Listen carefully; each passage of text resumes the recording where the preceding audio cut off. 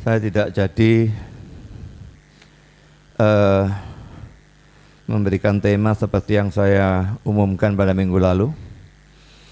Banyak sekali gangguan dalam sepanjang minggu yang membuat saya sukar bekerja, terganggu semua belajarnya.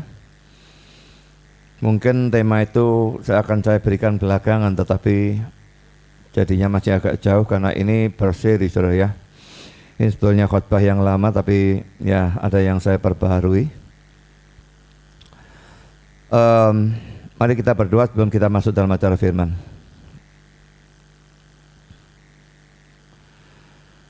Bapa di surga, kami bersyukur bahwa dalam kebaktian ini kami kembali mendapatkan kesempatan, kebebasan untuk mendengar, untuk membaca, untuk mempelajari, untuk merenungkan sebagian firman Tuhan. Kami mohon supaya Engkau hadir baik di sini maupun dimanapun ada jemaat berada, dan memimpin, mengarahkan, memberkati penyampaian ataupun penerimaan firman. Engkau jaga juga streamingnya, penerimaannya, sinyal HP, wifi, listrik dan sebagainya. Jauhkan dari segala macam gangguan termasuk cuaca. Dan tolong hamba-Mu dalam menyampaikan firman ini, berikan kata-kata, berikan kekuatan jasmani, pikiran, khususnya suara. Kami serahkan seluruh persiapan khotbah ini ke dalam tangan Tuhan. Engkau kiranya tambahi, kurangi, ubahkan sesuai kehendak-Mu, sehingga hanya kehendak-Mu yang disampaikan, dan semua bisa disampaikan dengan baik, dengan benar, dan dengan sejelas-jelasnya, dan lengkapi bungkus dengan kuasa dan pekerjaan Roh-Mu, supaya semua bisa mendapatkan tempat yang baik dalam diri pendengar, tumbuh berbuah untuk kemuliaan nama Tuhan. Dan tolong kami semua dalam mendengar, jaga dari segala gangguan apapun. Kalau kami kurang segar ataupun mengantuk atau apapun, tolong segarkan kami dan tolong menjaga konsentrasi kami dari awal sampai akhir. Dan berikan terang, berikan ketundukan, supaya kami bukan hanya mengerti, tapi betul-betul percaya pada kebenaran firman, dan mau dan bisa dengan kekuatan dan pertolongan Roh-Mu menjadi pelaku dan penanggap firman. Tuhan, setan pasti bekerja. Kuatkan semua kami menghadapi godaan dan serangannya, supaya jangan ada yang berhasil dijatuhkan, dan semua tetap bisa mendapatkan firman dengan baik, dan nama-Mu juga bisa memberitakan dengan baik, tidak peduli apapun yang setan lakukan. Terima kasih Bapa, dalam nama Yesus kami berdoa. Amin.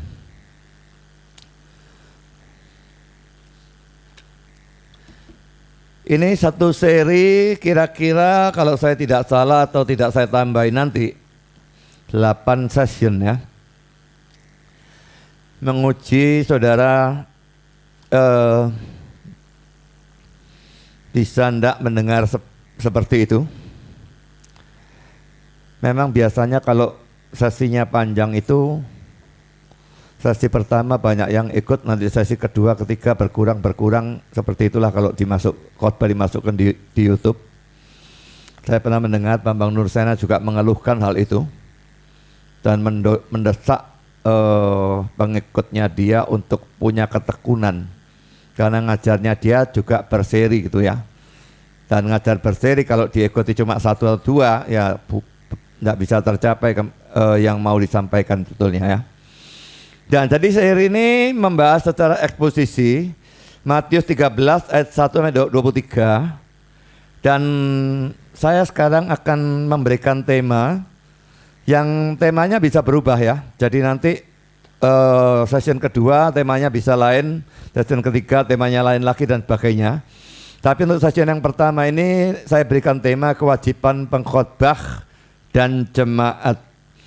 Jadi kewajibannya, tanggung jawabnya, baik pengkhotbahnya maupun jemaatnya itu mesti ada dan sama-sama dilakukan. Kalau mau kekristenan, gereja dan sebagainya bertumbuh, berkembang sehingga menjadi lebih baik. Sebetulnya hari ini kita hanya membahas ayat 1 sampai ayat 3. Tetapi tetap kita akan baca seluruhnya supaya melihat konteksnya lebih dulu ya. Matius 13 ayat 1-23. Pada hari itu keluarlah Yesus dari rumah itu dan duduk di tepi danau. Maka datanglah orang banyak berbondong-bondong lalu mengerumuni dia, sehingga ia naik ke perahu dan duduk di situ, sedangkan orang banyak semuanya berdiri di pantai. Dan ia mengucapkan banyak hal dalam perumpamaan kepada mereka. Katanya, adalah seorang penabur keluar untuk menabur. Pada waktu ia menabur, sebagian benih itu jatuh di pinggir jalan, lalu datanglah burung dan memakannya sampai habis. Sebagian jatuh di tanah yang berbatu-batu, yang tidak banyak tanahnya. Lalu benih itu pun segera tumbuh, karena tanahnya tipis. Tetapi sesudah matahari terbit, layulah ia dan menjadi kering karena tidak berakar. Sebagian lagi jatuh di tengah semak duri, lalu makin besarlah semak itu dan menghimpitnya sampai mati. Dan sebagian jatuh di tanah yang baik lalu berbuah. Ada yang 100 kali lipat, ada yang 60 kali lipat, ada yang 30 kali lipat. Siapa bertelinga, hendaklah ia mendengar. Maka datanglah murid-muridnya dan bertanya kepadanya, mengapa engkau berkata-kata kepada mereka dalam perumpamaan?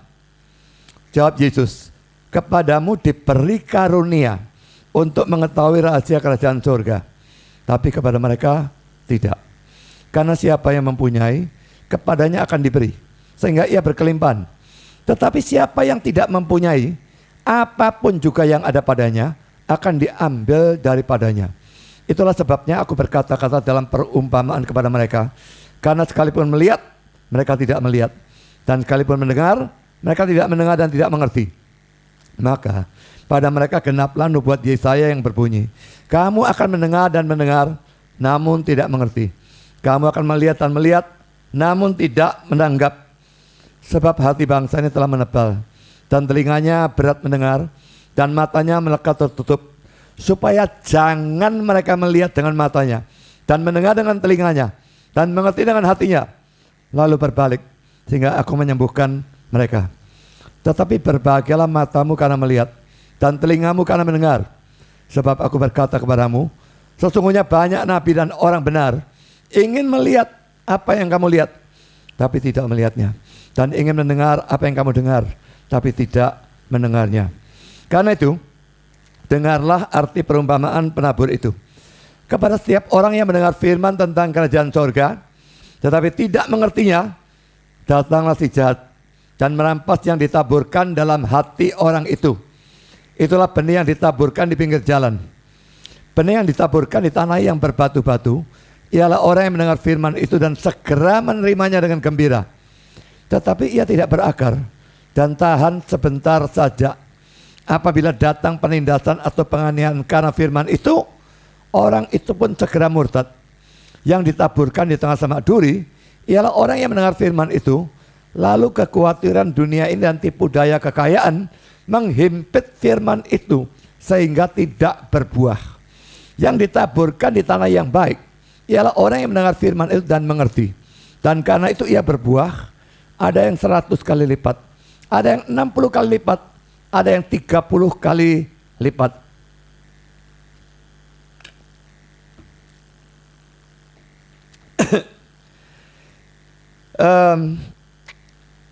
Hal yang akan saya tunjukkan, Yesus memberitakan firman ya. Ini jelas sekali pada bagian awal, dan saya baca sekali lagi ayat 1 dan ayat 2. Pada hari itu keluarlah Yesus dari rumah itu dan duduk di tepi danau. Maka datanglah orang banyak berbondong-bondong lalu mengerumuni dia, sehingga ia naik ke perahu dan duduk di situ. Sedangkan orang banyak semuanya berdiri di pantai. Itu ada hal yang kayak kelihatan simpel ya, tapi bisa banyak hal kita bahas ya.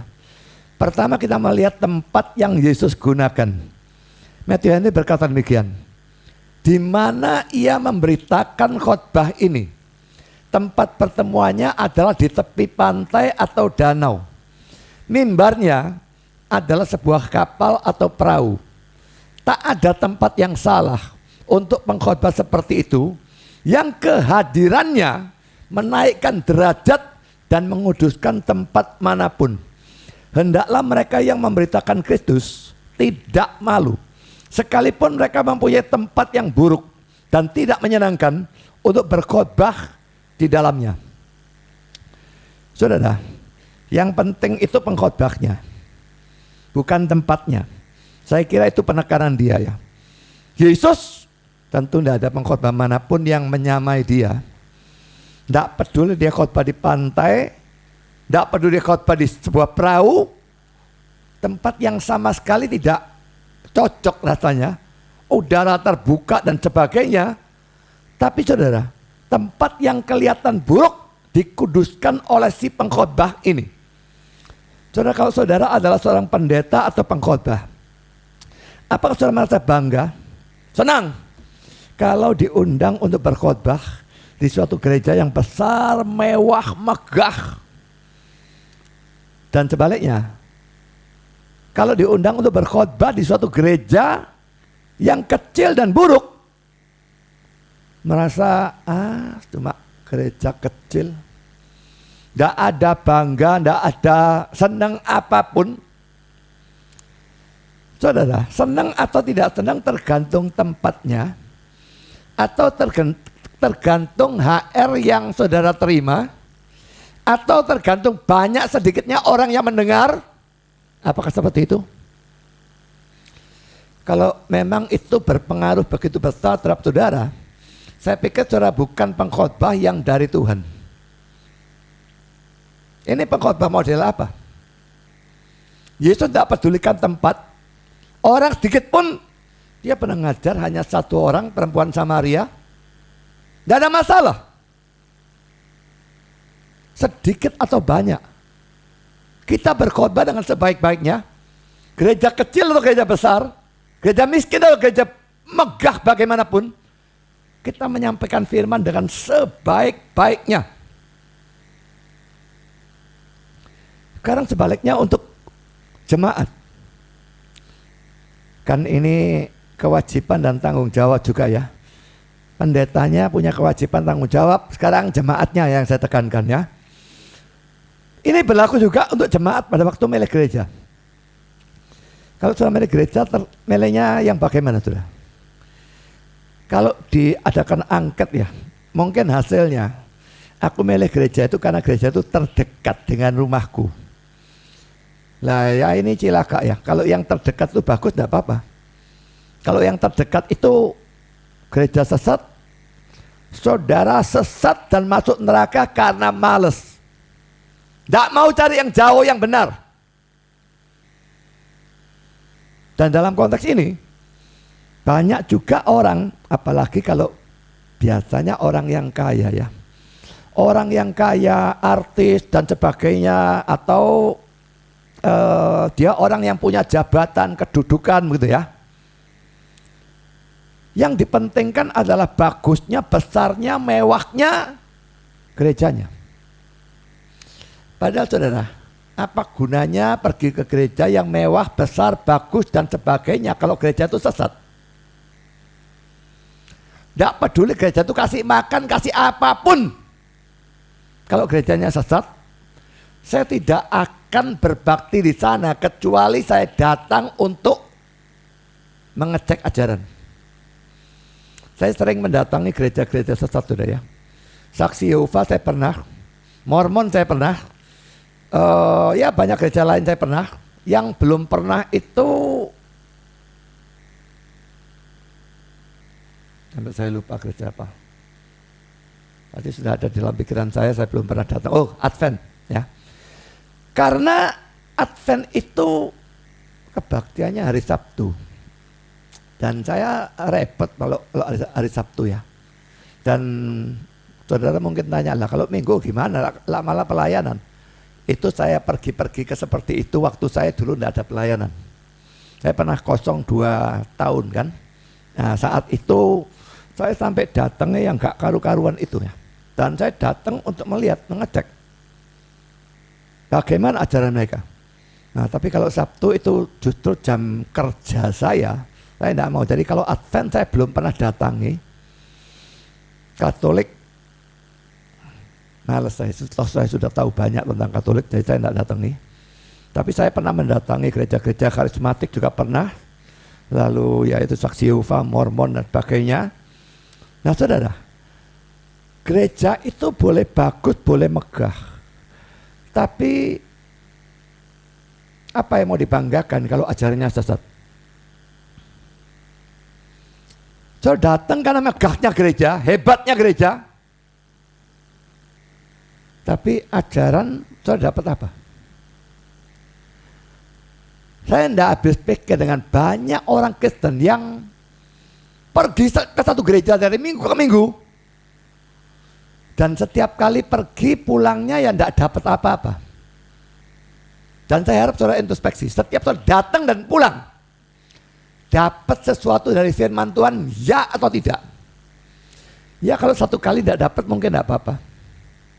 Sebetulnya itu buruk. Satu kali pun harus dapat. Kalau tidak dapat apa-apa, apalagi dapat kesesatan, adalah bodoh kalau mau datang lagi.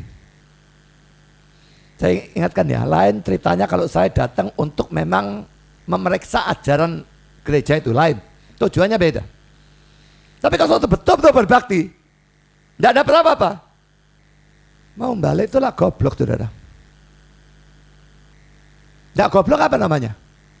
Saya tanya, saya pergi ke suatu restoran, dikasih piring kosong, gelas kosong, lalu suruh bayar kasih bon. Kalau besok atau minggu depan mau datang ke restoran itu lagi, itu namanya goblok atau tidak? Jawab sendiri. Apa bedanya restoran sama gereja? Mestinya di restoran, loh kalau saya bayar saya harapkan sesuatu.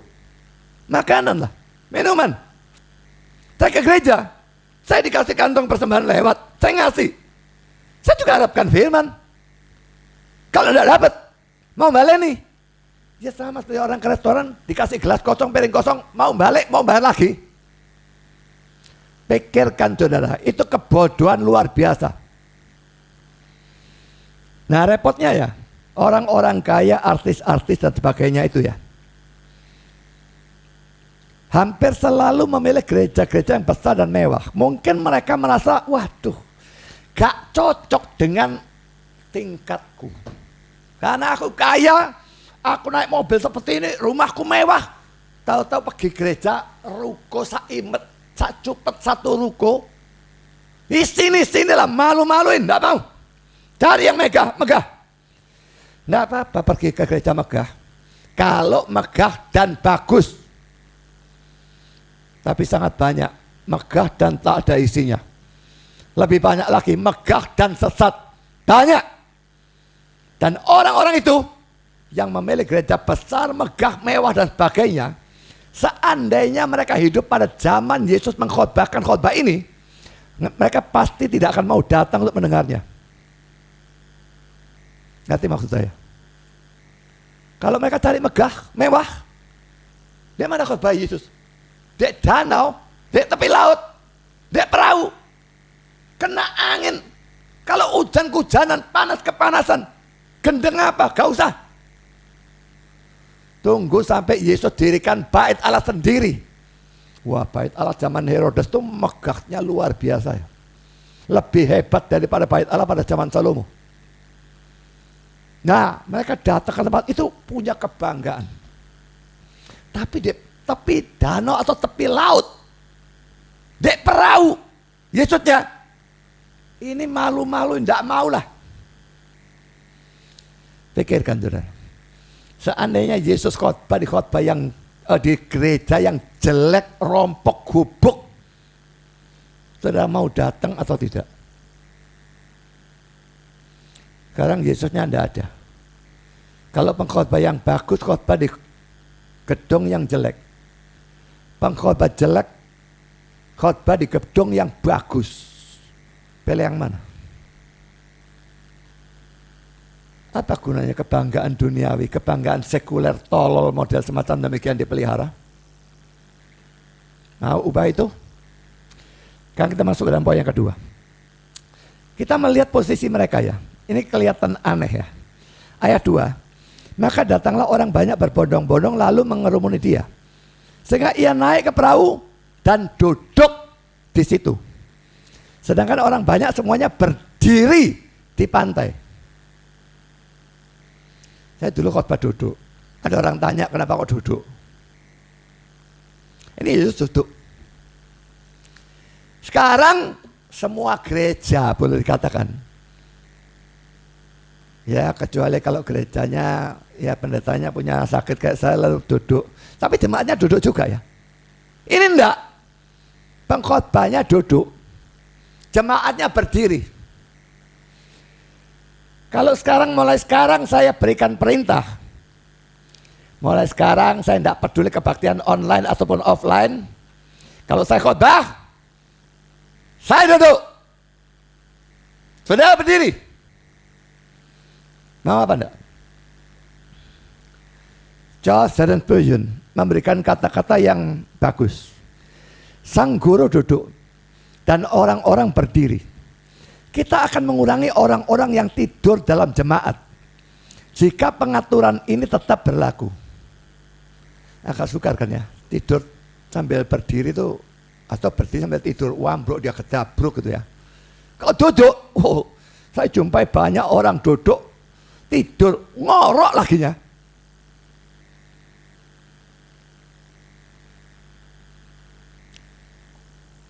Merupakan sesuatu yang buruk dan membahayakan untuk tidur dalam suatu kebaktian atau acara firman Tuhan apapun. Mari kita melihat ayat ini ya. Kisah Rasul 20 ayat 7 sampai 9. Pada hari pertama dalam minggu itu menunjukkan ini hari Sabatnya berubah minggu ya. Ketika kami berkumpul untuk memecah-mecahkan roti, Paulus berbicara dengan saudara-saudara di situ. Karena ia bermaksud untuk berangkat pada keesokan harinya. Pembicaraan itu berlangsung sampai tengah malam di ruang atas di mana kami berkumpul. Dinyalakan banyak lampu. Memang kalau kebaktian tentunya harus banyak lampu ya. Ada gereja yang lebih menekankan seni daripada yang praktis gitu ya. Seninya penting, praktisnya tidak penting. Kuasai lampu yang rembeng-rembeng sampai membaca Alkitab. Waduh, sukarnya setengah mati. Karena cahaya begitu sedikit. Ini banyak lampu dan itu penting di dalam satu kebaktian. Jangan sampai orang mau baca Alkitab dan tidak bisa. Memang sekarang dengan adanya Alkitab di HP, maka gelap gulita pun tetap bisa baca ya. Tapi kalau tidak ada, pakai Alkitab fisik, tentu butuh cahaya lampu. Seorang muda bernama Eutychus duduk di jendela. Jadi kalau ini tingkat 2 sudah, ini kelihatannya rupanya ada jendela ya. Jadi dia duduk separuh badannya di sini, separuh di sana, atau sebagian di sana. Karena Paulus amat lama berbicara, orang muda itu tidak dapat menahan kantuknya. Akhirnya ia tertidur lelap dan jatuh dari tingkat ketiga ke bawah. Ketika ia diangkat orang, ia sudah mati. Kalau jatuhnya ke sini, selamat saudara. Jatuhnya ke sana. Dan ini jangan alegorikan ya. Ini orang yang di tengah-tengah dunia dan Tuhan jatuh mati. Ini penafsiran ngawur karena ini cerita sejarah, betul-betul terjadi. Harus diurufiahkan. Menunjukkan bahayanya orang tidur di dalam suatu kebaktian.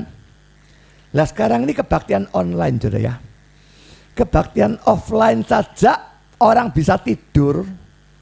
Pada waktu kursi di gereja kita ini, di gereja kami ini, ya kursi biasa ya. Lah kalau kebaktian online, saya kan bebas milih kursi ya. Toh tidak ada yang lihat saudara, saya di sini tidak bisa lihat saudara. Kalau saudara milih sofa, wah supaya selonjoran gitu ya, lalu bisa setengah berbaring dan sebagainya. Atau betul-betul di atas ranjang pakai HP begini, bisa sekali. Itu lebih memudahkan untuk ketiduran. Jadi saudara, dalam suatu kebaktian online, sedapat mungkin usahakan tetap duduk dan pakai HP duduk. Bayangkan kalau saudara berbakti pada Tuhan lalu tidur, saudara pikir itu bukan dosa? Saudara menghadap Tuhan, segala Tuhan, Raja, segala Raja, dan saudara tidur, tidak merasa salah? Usahakan saudara. Duduk, dan ikut kebaktian online sambil duduk. Saya punya insomnia, jadi ada keuntungannya. Kalau saya ikut kebaktian online misalnya, sambil berbaring pun, saya kok yakin saya tidak akan ketiduran.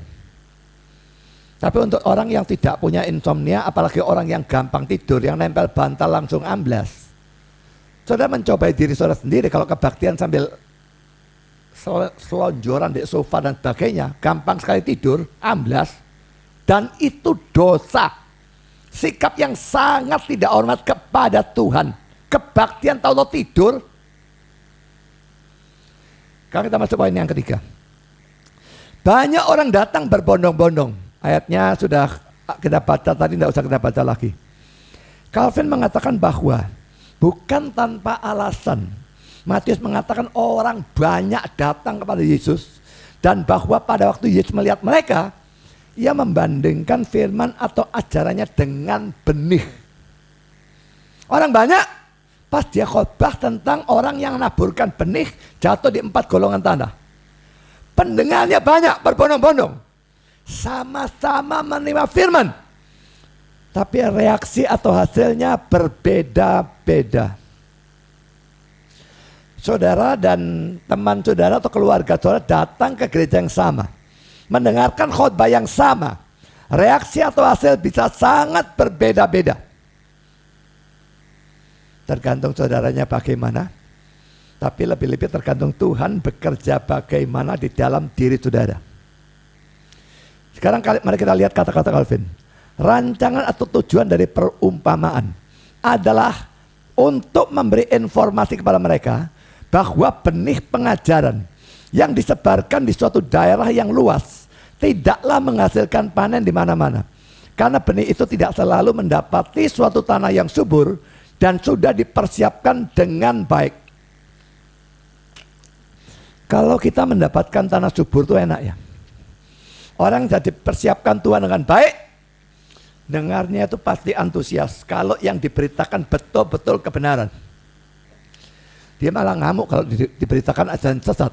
Ya, tapi orang yang belum dipersiapkan oleh Tuhan, dengar sambil lalu, asal-asalan, sambil omong-omong, sambil lihat jam kok gak mari-mari dan sebagainya.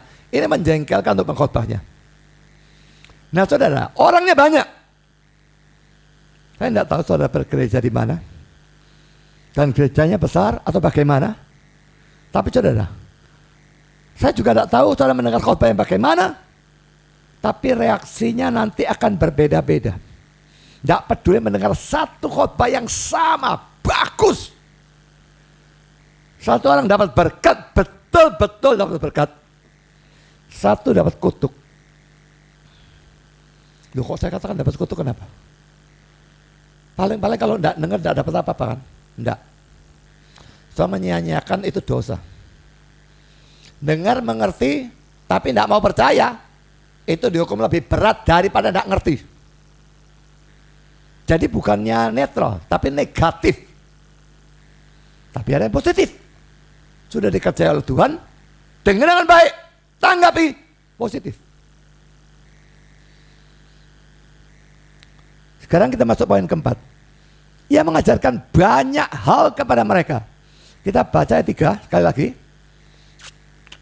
Dan ia mengucapkan banyak hal dalam perumpamaan kepada mereka.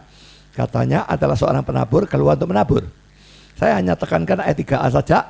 Dia mengucapkan banyak hal kepada mereka. Matius ini berkata demikian.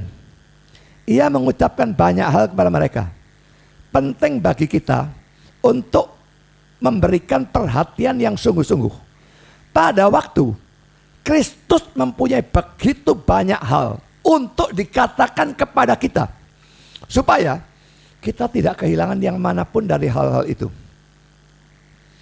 So, kalau saya khotbah, saya juga mengatakan banyak hal. Ada pendeta-pendeta khotbahnya begitu sederhana, hanya ada satu hal. Sudah lumayan. daripada 0. Tapi saya memilih khotbah eksposisi, poin-poin banyak untuk bisa memberikan banyak hal. Kalau saya khotbah 1,5 jam apalagi 2 jam, dan dalam saat itu ada saat-saat di mana sedang ngelamun atau ngantuk, mungkin cuma 1 menit, 3 kali, tetap kehilangan 3 hal. Kalau 1 hal kepotong 1 menit, gak ngerti Pak Budi ngomong apa. Jadi pendetanya memberikan banyak hal. Saya terima sedikit hal atau tidak terima apapun, itu bisa. Tapi sekarang saya tekankan kewajiban pengkhotbah harus seperti Yesus sebetulnya. Pengkhotbah memang harus mempunyai banyak hal untuk diajarkan. Dan ini beberapa poin. Jadi sekarang penekanan masih pada tanggung jawab pengkhotbah ya. Poin A, untuk bisa mempunyai banyak hal untuk diajarkan, pengkhotbahnya itu harus banyak belajar. Tidak ada pengkhotbah yang boleh tidak belajar kecuali dia betul-betul memang sudah tidak mampu belajar, entah karena kesehatan atau karena usia tua atau apapun. Tapi kalau masih bisa belajar, tetap harus belajar. Pengkhotbah tapinya zaman sekarang ini terlalu banyak melayani biasanya, tetapi kurang atau tidak pernah belajar. Karena kepingnya duit. Khotbah di gereja sendiri sebulan sekali, lainnya keluyuran kemana-mana, tengah-tengah minggu pun keluyuran terus. Jemaatnya kelaparan, mati kelaparan, biar pokok aku kenyang duitnya, amplop di mana-mana dapat amplop. Nggak pernah belajar atau kurang belajar. Terlalu banyak pelayanan. Saudara, orang seperti itu perlu memperhatikan cerita dalam Lukas 10 ayat 38-42. Mari kita lihat. Ketika Yesus dan murid-muridnya dalam perjalanan, tibalah ia di sebuah kampung. Seorang perempuan yang bernama Marta menerima dia di rumahnya. Perempuan itu mempunyai seorang saudara yang bernama Maria. Maria ini duduk dekat kaki Tuhan dan terus mendengarkan perkataannya. Sedang Marta sibuk sekali melayani. Ia mendekati Yesus dan berkata, Tuhan, tidakkah engkau peduli bahwa saudaraku membiarkan aku melayani seorang diri? Suruhlah dia membantu aku. Dia mikir dia yang benar pelayanan. Ini dengar dodo aja enak itu. Makanya protes kepada Yesus, suruh marahi. Yesus justru marahi dia. Tetapi Tuhan menjawabnya, Marta, Marta, engkau khawatir dan menyusahkan diri. Disebut menyusahkan diri dengan banyak perkara. Tetapi hanya satu saja yang perlu. Maria telah memilih bagian yang terbaik yang tidak akan diambil daripadanya. Ingat ya, cerita ini tidak boleh diartikan bahwa kita selalu harus mendengar firman Tuhan dan tidak melayani. Ini tidak berarti bahwa dalam setiap saat belajar firman dibandingkan melayani, penting belajar firman. Tidak. Kalau kita terus belajar firman, loh itu berlaku juga pendetanya. Belajar firman terus. Saya tidak khotbah. Sekarang saya tidak belajar firman. Sekarang saya melayani. Memang ada saat-saat kita mesti melayani. Ini yang merekam. Agak sukar saya kira bagi mereka untuk berkonsentrasi. Karena harus mikirkan yang direkam ini bagaimana. Yang jaga komputer. Ini saat bagi mereka melayani. Kalau karena pelayanan ini saudara nangkepnya firman kurang, saya wajibkan saudara dengar ulang. Karena khotbah ini toh masuk ke YouTube, dengar ulang.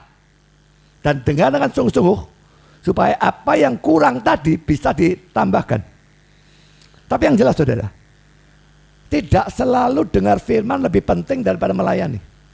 Kadang-kadang memang harus melayani. Ada saat untuk masing-masing. Tapi saat ini Yesus tidak pernah berkunjung ke rumah mereka. Tahu berkunjung, berapa lama sih? Kok sibuk melayani? yang satu lebih mementingkan bersekutu dengan Tuhan. Jelas itu yang lebih penting pada saat ini. Jadi saudara, kalau saudara terlalu banyak pelayanan dan akhirnya tidak pernah duduk di kaki Tuhan, mendengarkan suaranya, mempelajari firman-Nya, saudara tidak cocok jadi pengkhotbah. Dan semua, boleh dikatakan hampir semua pengkhotbah saat ini terlalu banyak pelayanan, kurang belajar. Mestinya saya pikir ya, waktu yang digunakan untuk seorang pengkhotbah pendeta ya, untuk belajar firman dan untuk pelayanan, kalau separuh-separuh tidak memadai menurut saya. Bagi saya sedikitnya 75-25 atau 80-20. Belajar banyak, pelayanan sedikit.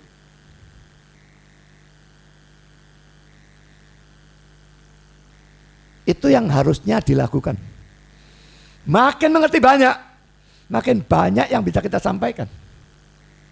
Saya akan berikan kutipan lain dari The Biblical Illustrator. Mereka adalah guru-guru atau pengajar-pengajar yang berbahaya, yang tidak pernah menjadi pelajar-pelajar.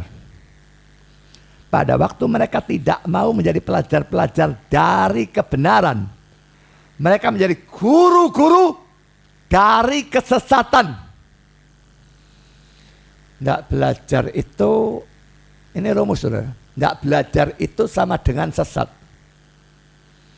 Tidak pernah mau jadi murid atau pelajar dari kebenaran, langsung lulus jadi guru dari kesesatan.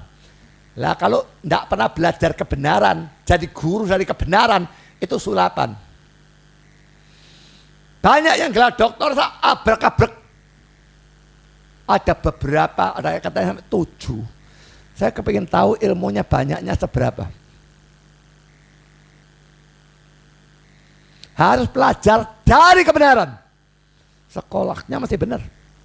Kalau mereka sekolah sampai doktor tapi arahnya sudah salah, makin belajar makin sesat saudara. Jadi harus belajar, tapi perhatikan yang dipelajari harus benar. Lah nanti cari guru kebenaran. Tapi kalau tidak mau jadi pelajar dari kebenaran, saudara cepat lulusnya jadi guru dari kesesatan, cepat saudara. Doktor sesat itu cepat, banyak. Kan tuh hati-hati, hanya karena orangnya gelar doktor, jangan pergi ke gereja orang yang hanya karena doktornya lalu datang. Sangat banyak saya tahu, bahkan kenal doktor-doktor yang atau sesat atau tidak tahu apa-apa. Sekarang sudah saya lanjutkan dengan kata-kata John Stott. Tak seorang pun akan pernah menjadi seorang pelayan firman Allah yang baik, kecuali ia pertama-tama menjadi seorang murid atau pelajar. Ini dia kutip dari kata-kata Calvin. Spurgeon mempunyai keyakinan yang sama. Ia yang telah berhenti untuk belajar, telah berhenti untuk mengajar. Ia yang tidak lagi menabur dalam belajar, tidak lagi akan menuai di mimbar. Kalau dia tidak belajar, tidak akan menuai di mimbar, sudah. Loh, yang ikut dia mungkin banyak, karena nabi palsu itu banyak yang ikut, sudah.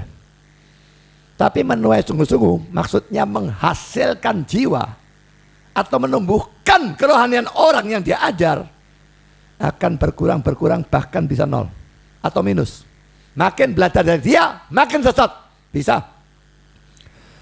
Khotbah juga harus disusun sedemikian rupa, sehingga orang yang mendengarnya itu tahu bahwa khotbah itu memang keluar dari Alkitab atau firman Tuhan.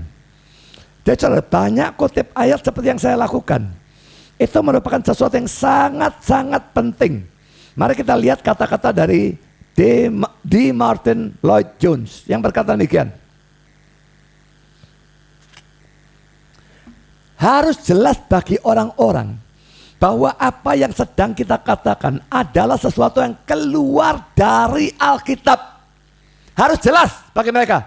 Saya ajar apa? Betul-betul dari Alkitab. Saya tahu orang-orang yang hanya membuka Alkitab untuk membaca teksnya. Lalu mereka menutup Alkitab dan meletakkannya di satu sisi dan melanjutkan berbicara. Saya pikir ini adalah salah dari sudut pandang khotbah yang benar. Kita harus selalu memberikan kesan, dan itu bisa lebih penting dari apapun yang kita katakan, bahwa apa yang sedang kita katakan keluar dari Alkitab dan selalu keluar darinya. Itu adalah asal usul atau sumber dari berita kita. Ini adalah dari mana kita telah menerimanya. Saudara, tidak ada pengkhotbah siapapun, pengkhotbah manapun, sepintar apapun, sejenius apapun, setinggi apapun gelarnya, yang punya hak untuk memberitakan firman Tuhan, kalau tidak ada dasar Alkitabnya, jangan dengarkan. Memang dalam acara grup tanya jawab saya di Facebook ya, waktu saya seringkali begitu mepet, saya berikan ajaran seringkali kalau saya anggap itu sudah terlalu jelas itu ya, dasarnya jelas pasti banyak, saya tidak berikan. Tapi kalau waktu saya sempat saya berikan semua, apalagi kalau berita ini tidak terlalu jelas bahwa itu memang ajaran Alkitab, mesti berikan ayatnya. Dan dalam pelajaran khotbah, sudah bisa melihat sendiri, ayat saya gunakan luar biasa banyak. Mungkin ada orang-orang yang tidak senang, aduh baca ayat terus, mau ngomong saja lah, ya enak lah. Padahal ayat itu dasarnya tuh. Nah kalau saya cuma ngomong tidak ada ayatnya, tahu dari mana ajaran saya sesuai Alkitab atau bertentangan Alkitab? Pendeta Stephen Tong jarang buka Alkitab pada saat khotbah. Dari buka tidak apa-apa ya, asal ada catatannya lalu dia baca. Seperti saya sekarang tidak bawa Alkitab kok, tapi ayat-ayat sudah saya tulis sini. Dia tidak punya catatan. Alkitab jarang dibuka, kadang-kadang cuplek ayat dari hafalan, dan hafalannya salah. Salah dalam arti, salah kalau sedikit-sedikit, pokok artinya benar, tidak masalah. Salah dalam arti ceroboh, dan ini membuat seluruh khotbah tidak karu-karuan. Saya pernah serang dia dalam hal itu. Saya tidak peduli orang mau ngamuk atau tidak ngamuk. Bambang Nursena sangat banyak. Saya akhir-akhir ini banyak nonton khotbahnya dia ya di YouTube. Orang ini pintar ya, orang jenius, terpelajar. Sekarang punya doktor ya. Sangat terpelajar. Tapi kalau saya melihat dia, ini orang yang belajar ke arah yang salah. Makin banyak yang makin dia kuasai, makin miring ajarannya. Coba saudara dengarkan dia, terus dengarkan.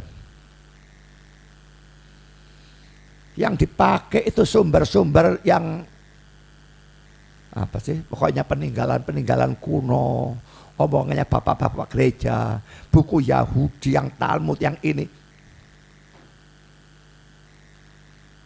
Gunakan Alkitabnya sangat sedikit kalau ada. Waktu saya buat khotbah menyerang ajaran dia tentang Natal tanggal 25, saya kok enggak melihat dia punya ayat Alkitab. Make segala macam omongan yang diajarkan pun orang yang tidak ngerti kok. Saya yang tidak ngerti kok. Lalu tahu dari mana? Yang dia omong benar. Dan itu ajaran berdasarkan sumber non Alkitab, sumber dari luar Alkitab. Saya tidak gobris ajaran seperti itu, saudara. Kalau kita semua boleh ngajar dari sumber non Alkitab, loh kita bisa ngajar apapun. Jadi siapapun yang mau ikut dia, tanya dasar Alkitabnya. Aku tidak minta sumber dari luar Alkitab, aku minta dasar Alkitab. Aku tidak peduli bapak gereja mana ngajar apa. Saya bahkan tidak peduli Calvin ngajar apa. Kalau tidak ada ayatnya, saya tidak gubris dia. Saya pengikut Calvin padahal. Tapi saya tetap tidak akan terima dia.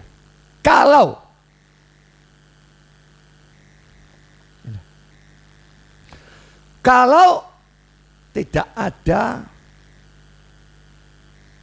dasar Alkitab yang dia berikan. Saya kopas-kopas itu pun, kalau ada dasar Alkitabnya, maka saya terima. Kalau enggak. Pengkhotbah yang tidak belajar biasanya akan memasukkan apa yang mereka baca di surat kabar atau buku novel apa saja, saudara ya, atau apa yang mereka tonton di TV, masukkan ke dalam khotbah. Memang tidak salah, saudara, memasukkan hal-hal itu ke dalam khotbah, tidak apa-apa, asal khotbah tidak penuh dengan hal-hal itu lalu kosong firman. Tapi yang terjadi banyak itu seperti itu. Bentar ngutip dari novel ini, bentar dari buku cerita ini, bentar dari bioskop itu, bentar dari kejadian ini, dari surat kabar, penuh firman, tidak ada. Cuma dibacakan pada awal, sama sekali tidak dibahas, ngomong ngalor ngidul kiri kanan muka belakang, hal-hal lain yang tidak ada hubungannya sama sekali. Apakah itu mengajarkan firman? Dia mengajarkan banyak hal, tapi banyak hal yang non firman. Tapi lucunya, banyak jemaat senang yang seperti itu.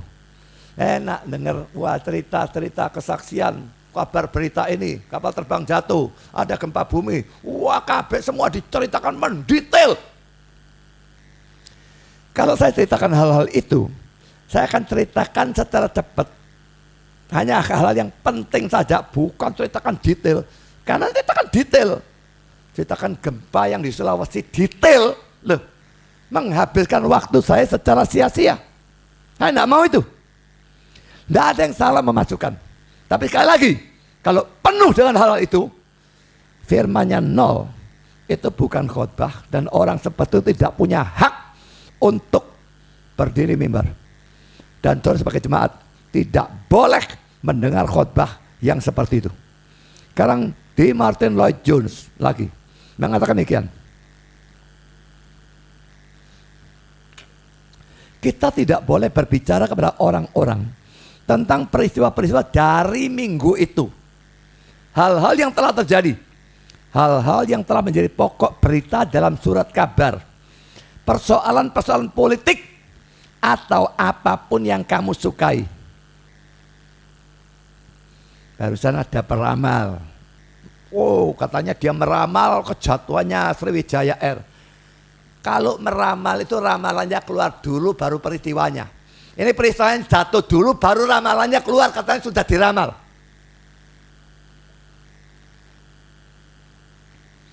Bagaimana membuktikan kalau video ramalan dia memang terjadi sebelum jatuhnya pesawat?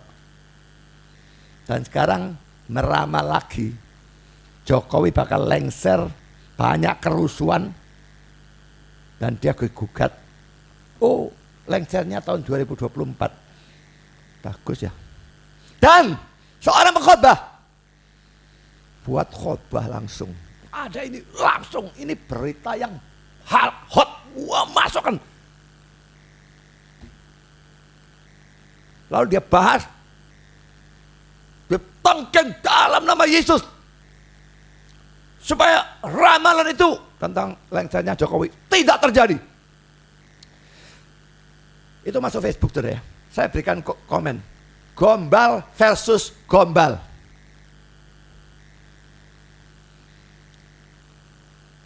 Saya lanjutkan. Ada tipe pengkhotbah yang secara jelas bergantung pada apa yang ia baca dalam surat kabar untuk beritanya pada hari Minggu. Dan ia hanya memberikan komentar tentang hal ini. Orang-orang lain kelihatannya bersandar hampir sepenuhnya pada bacaan mereka. Dalam beberapa kasus, bacaan mereka tentang buku-buku novel.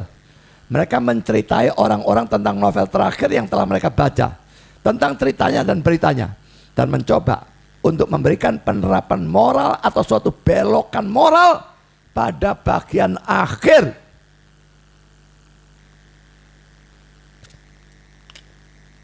Gampang saudara ya.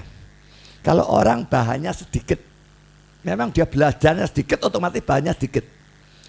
Maka kalau khotbahnya cuma 5 menit lalu dia turun, kan dia malu ya. Tetap orang begitu kan punya malu. Kalau turun dalam 5 menit, kalau turun dalam 15 menit dia tidak malu. Kalau saya malu turun 15 menit. Dia bisa khotbah cuma punya bahan 5 menit. Misalnya dia mau masukkan ceritanya Sriwijaya Air. Kalau diceritakan secara singkat yang penting-penting saja, kependekan.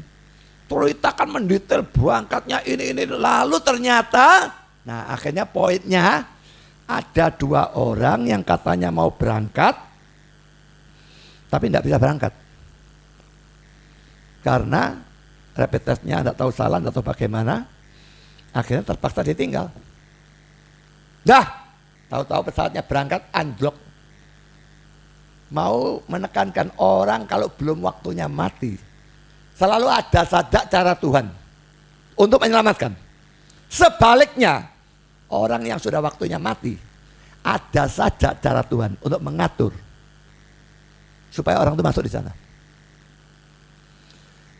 Sudah waktunya mati tidak berarti orangnya buruk ya.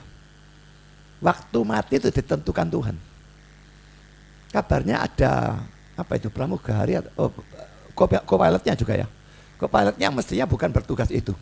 Tapi dia mau berbakti pada hari Minggu, maka dia masuk pesawat itu. Dan dia justru mati. Jadi bukan urusan baik atau buruk, tapi penentuan yang mati atau yang tidak mati.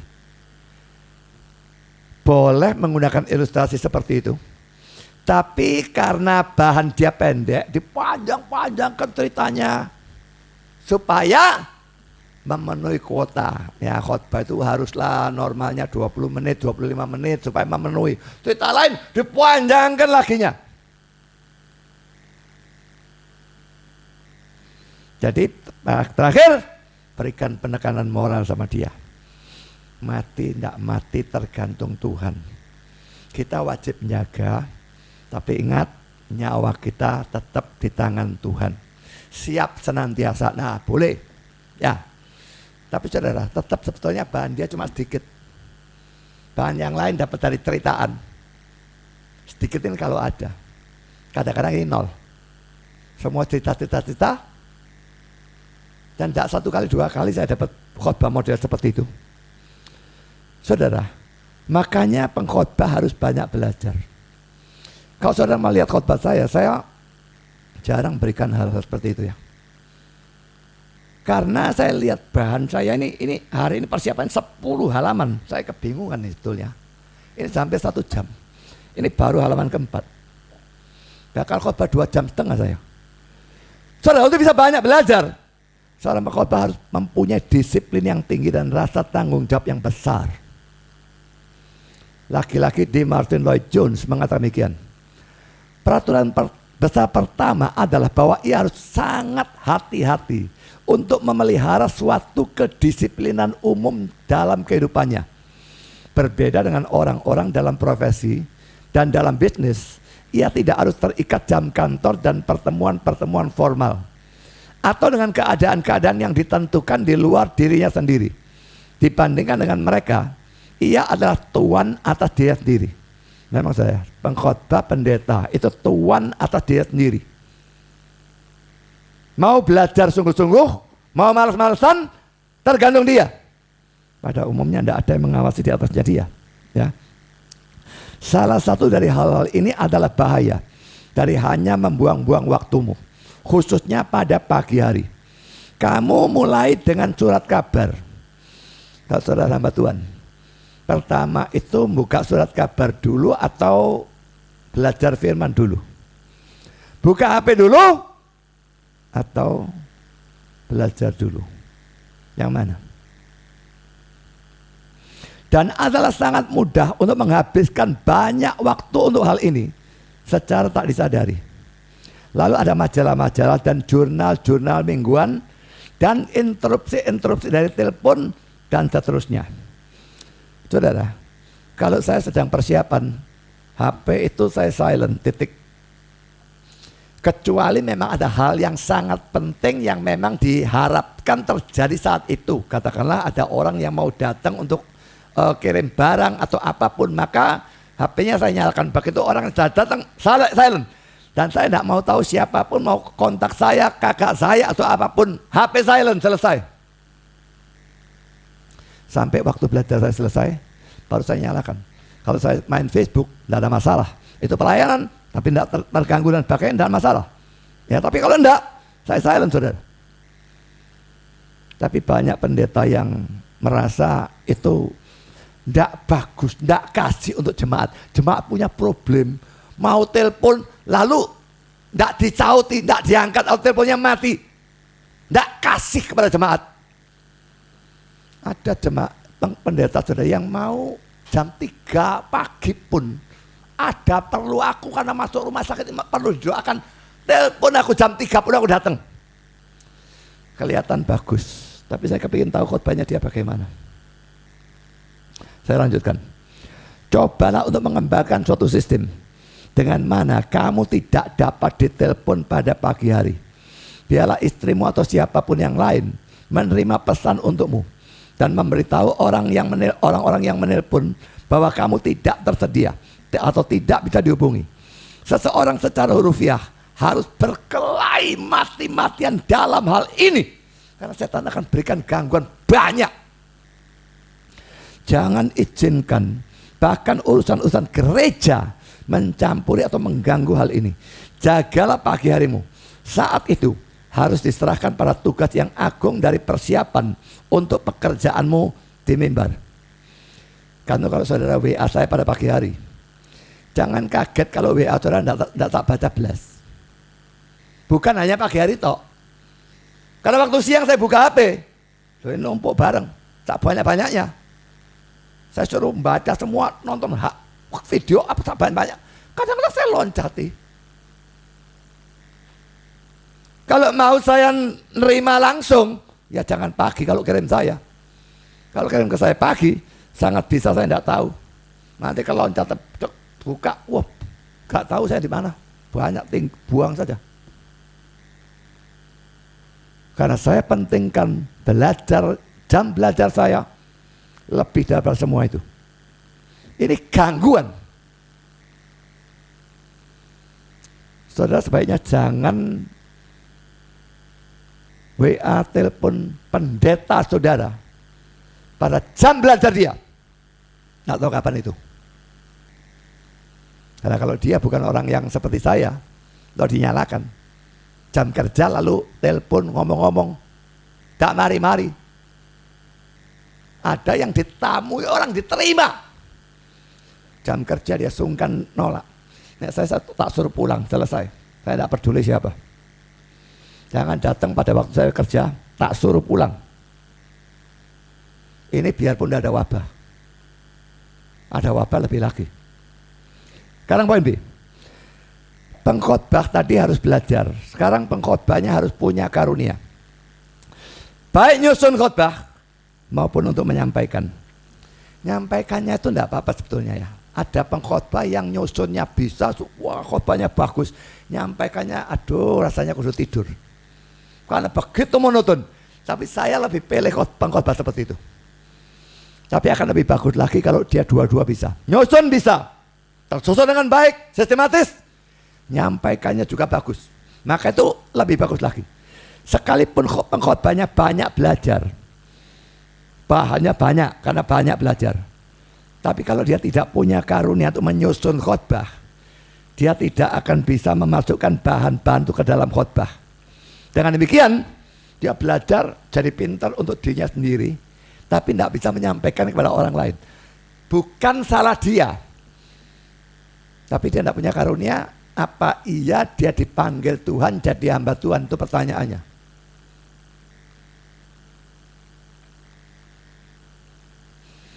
Ada pendeta yang pernah saya lihat, dia tidak punya karunia nyusun menjadi sistematis yang enak gitu ya. Jadi dia akhirnya khotbah seperti buku tafsiran berjalan. Ayat 1-23 begini.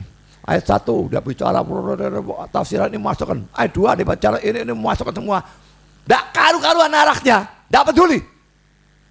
Ya sudah, tapi sebetulnya dengar pengkhotbah begitu sekalipun dengarnya tidak enak karena arahnya tidak karuan.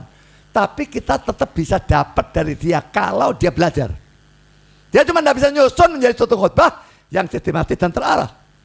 Nggak masalah. Tetap bisa dapat. Saya lanjutkan. Di Martin Lloyd Jones lagi, ini adalah di mana jerih payah tentang persiapan khotbah datang atau masuk. Bahan harus diberi bentuk. Itu harus dibentuk ke dalam suatu bentuk atau garis besar. Ini melibatkan usaha dan jerih payah yang banyak. Merupakan urusan kita sebagai pengkhotbah untuk menyiapkan pokok persoalan untuk menjadikannya dalam bentuk dari suatu khotbah. Persiapan dari khotbah melibatkan keringat dan jerih payah. Kadang-kadang bisa sangat sukar untuk memasukkan semua bahan yang telah kamu dapatkan dalam kitab suci ke dalam bentuk khusus ini. Dapat bahan banyak, masukkan. Kadang-kadang bisa sangat sukar. Itu seperti seorang penjunan membentuk sesuatu dari tanah liat, atau seperti seorang pandai besi membuat sepatu untuk seekor kuda. Kamu harus terus-menerus memasukkan bahan itu ke dalam api dan pada landasan dan memukulnya berulang-ulang dengan palu. Setiap kali itu menjadi lebih baik, tapi belum cukup benar. Maka kamu kembali melakukannya berulang-ulang sampai kamu puas dengannya atau tidak bisa melakukannya dengan lebih baik lagi. Ini adalah bagian yang paling sangat melelahkan dari persiapan satu khotbah. Tetapi pada saat yang sama, itu adalah pekerjaan atau kesibukan yang paling menarik dan paling mulia. Kadang-kadang itu bisa paling sukar, paling melelahkan, paling berat. Tapi pada saat yang sama, saya bisa meyakinkan kamu bahwa pada waktu kamu akhirnya berhasil, kamu akan mengalami salah satu perasaan yang paling mulia atau agung yang pernah datang kepada seseorang di muka bumi ini. Kalau saudara adalah seorang pengkhotbah dan saudara membaca atau mendengar saya menyampaikan ini, kata-kata ini, dan saudara tidak mengertinya, ngomong apa tuh Pak Budi itu atau Martin Lloyd Jones itu, maka saudara bukanlah pengkhotbah yang mempersiapkan khotbah saudara dengan benar. Kalau saudara mempersiapkan khotbah saudara dengan benar, banyak bahan, susun betul-betul supaya sistematis. Saya omong tadi langsung, oh iya, aku juga ngalami. Pada waktu saya membaca kata-kata Martin Lloyd Jones, persis benar. Cuma ada beda satu hal. Beda satu hal apa? Kalau untuk saya, bagian yang paling berat adalah menerjemahkan bahan-bahan yang saya kopas. Martin Lloyd Jones bahasa aslinya Inggris, dia tidak usah terjemahkan. Saya harus menerjemahkan, itu yang paling berat. Nyusun bagi saya lebih gampang karena ada karunia untuk itu. Nerjemahkannya setengah mati, dapat bahan banyak, translate semua banyak segini. Pikirnya berapa banyak waktu translate?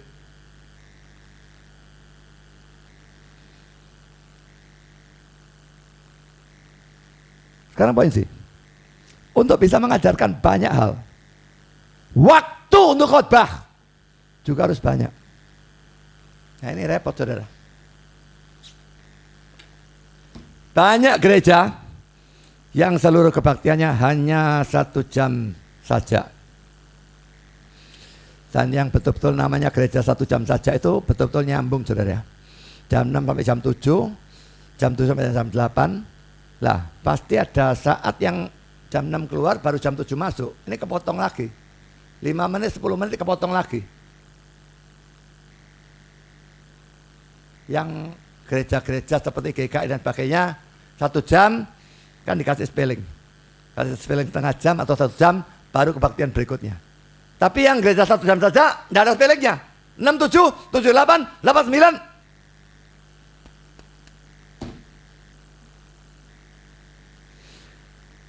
Makin banyak kebaktian, makin banyak duit.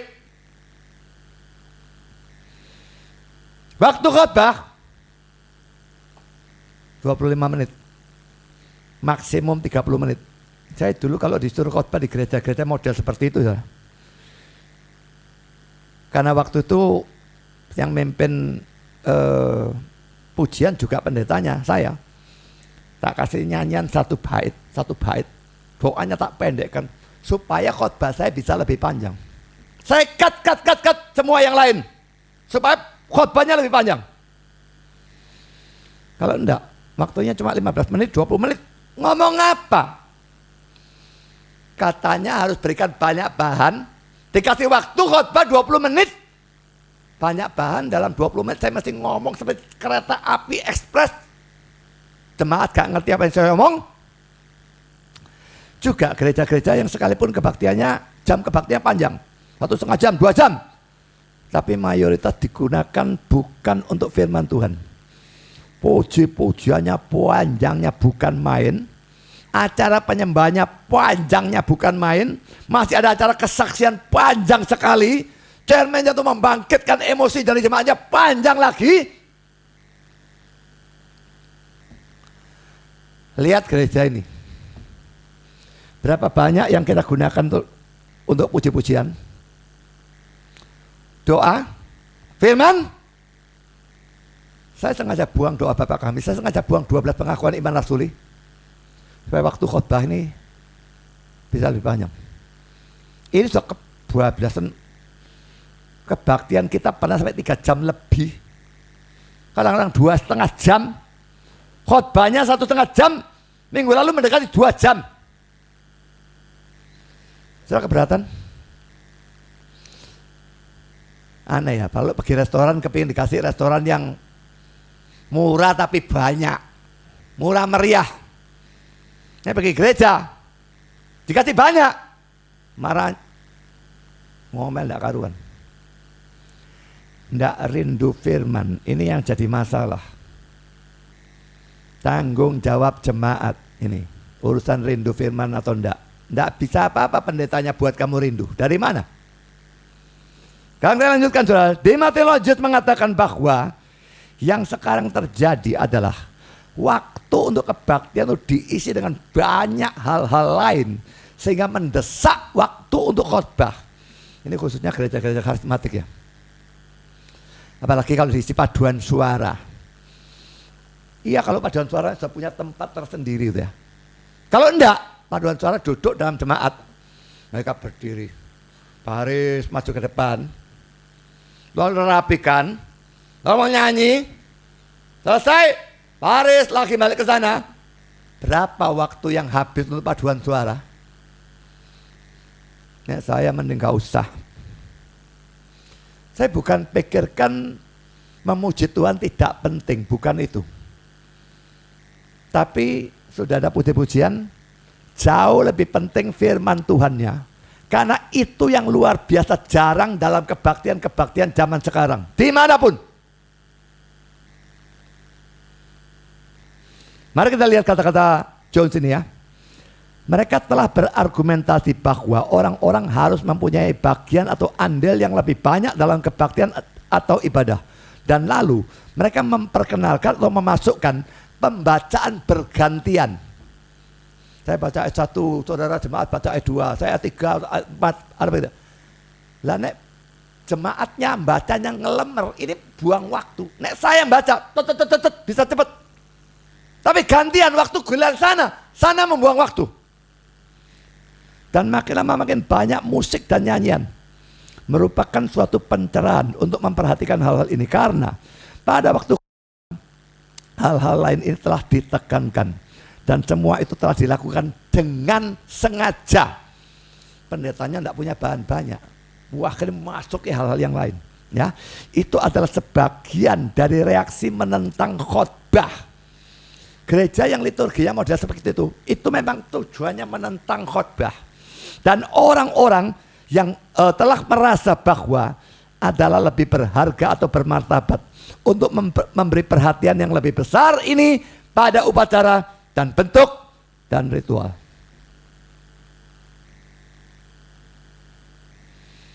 Upacara-upacara yang nggak perlu-perlu, ritual-ritual yang nggak perlu-perlu ditekankan, khotbahnya dikurangi.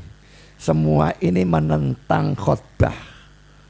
Saudara, saya ingin mengajak semua, saudara pengkhotbah, saudara pendeta, saudara jemaat, saudara majelis, mari kita meningkatkan firman Tuhan di atas segala-galanya, memberikan prioritas utama dalam semua kebaktian kita. Dan firman Tuhan yang betul-betul adalah firman Tuhan. Sekarang saya lanjutkan kata-kata Jones lagi. Lebih buruk lagi adalah peningkatan elemen hiburan dalam ibadah atau kebaktian umum. Penggunaan film-film dan pemasukan nyanyian yang makin lama makin banyak. Pembacaan firman dan doa diperpendek secara drastis.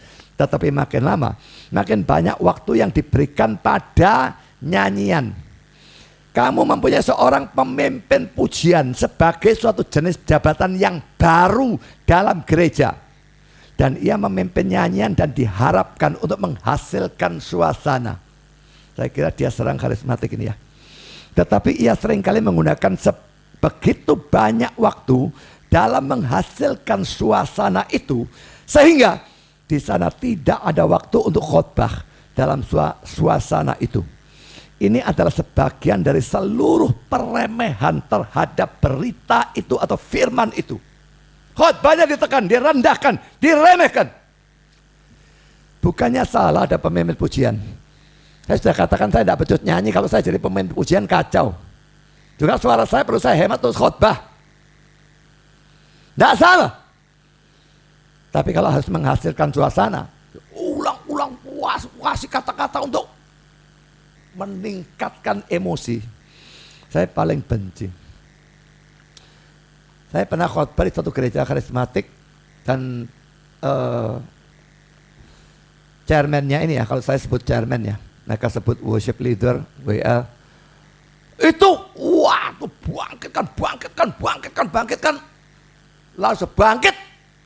Pas jamnya, saatnya saya khotbah, saya maunya suruh cepat-cepat khotbah. Saya naik mimbar, kalem-kalem, duduk, tenang dhisik, tak jauh omong-omong sama saya.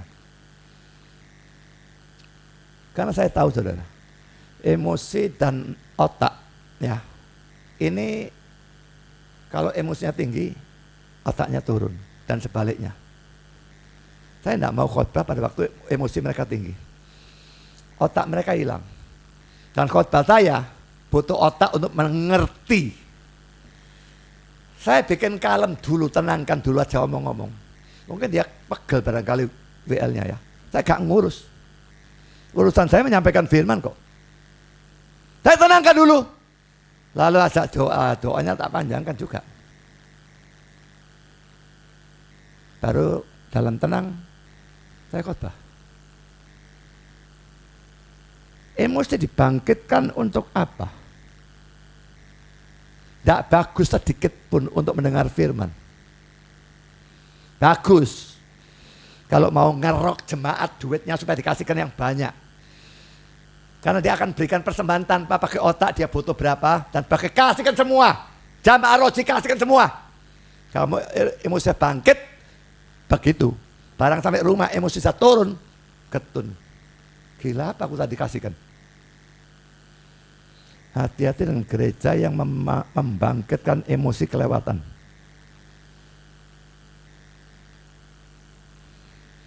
Saya lanjutkan kata-kata Jules ini. Lalu pada puncak dari hal ini, di sana ada pemberian kesaksian-kesaksian. Merupakan sesuatu yang menarik untuk memperhatikan bahwa pada waktu khotbah ada dalam keadaan menurun atau merosot. Pengkhotbah makin lama makin banyak menggunakan orang-orang untuk memberikan kesaksian-kesaksian mereka. Dan secara khusus jika mereka adalah orang-orang penting dalam bidang apapun. Apalagi ada penggede yang hadir, apalagi kalau ada artis, apalagi kalau ada orang bertobat dari agama lain, harus berikan kesaksian. Lalu cepat-cepat diangkat jadi pendeta. Langsung cepat juga jadi penyesat. Ya, tidak belajar, tidak apa, dia akan jadi pendeta. Agama lain sama agama Kristen beda. Dia hebat di sana, tidak ngerti apa-apa di sini. Mesti ikut katekisasi dulu. Sekolah teologi langsung saja tidak boleh kok. Tapi orang langsung angkat jadi pendeta tanpa sekolah teologi. Gobloknya gereja, gobloknya yang diangkat, gobloknya yang mau dengar. Kombinasi 3 goblok. Kalau tidak bisa terjadi. Saya lanjutkan. Ini dikatakan untuk menarik orang-orang kepada Injil. Dan untuk membujuk mereka untuk mendengarkannya.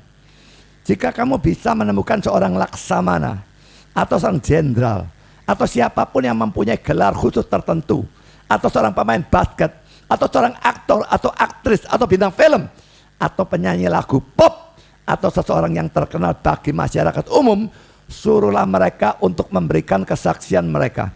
Ini dianggap mempunyai nilai yang jauh lebih besar dari khotbah dan eksposisi dari Injil.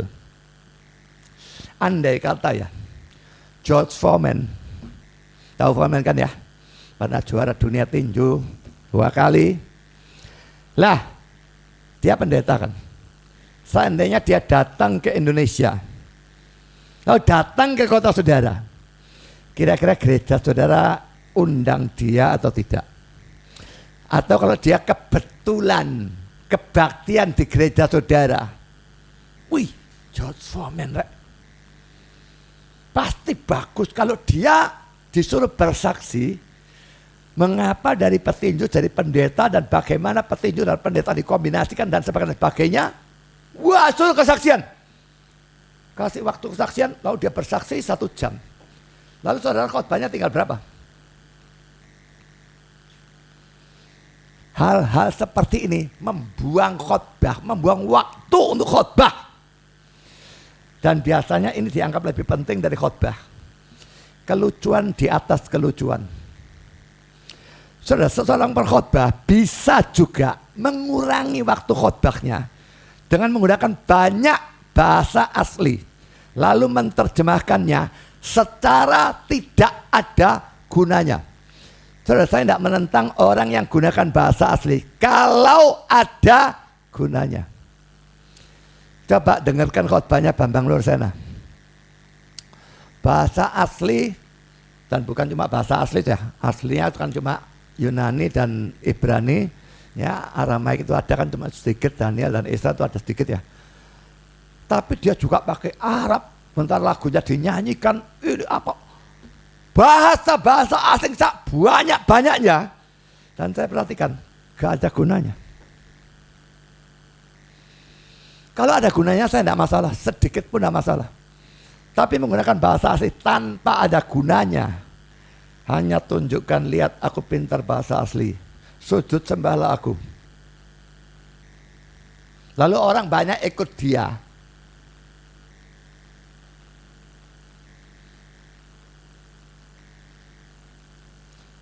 Kita masuk poin yang kelima. Sikap yang Yesus inginkan dari para pendengar. Ayat 9.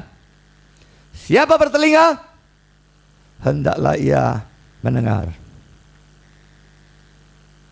Saya ulang ya. Siapa bertelinga, hendaklah ia mendengar.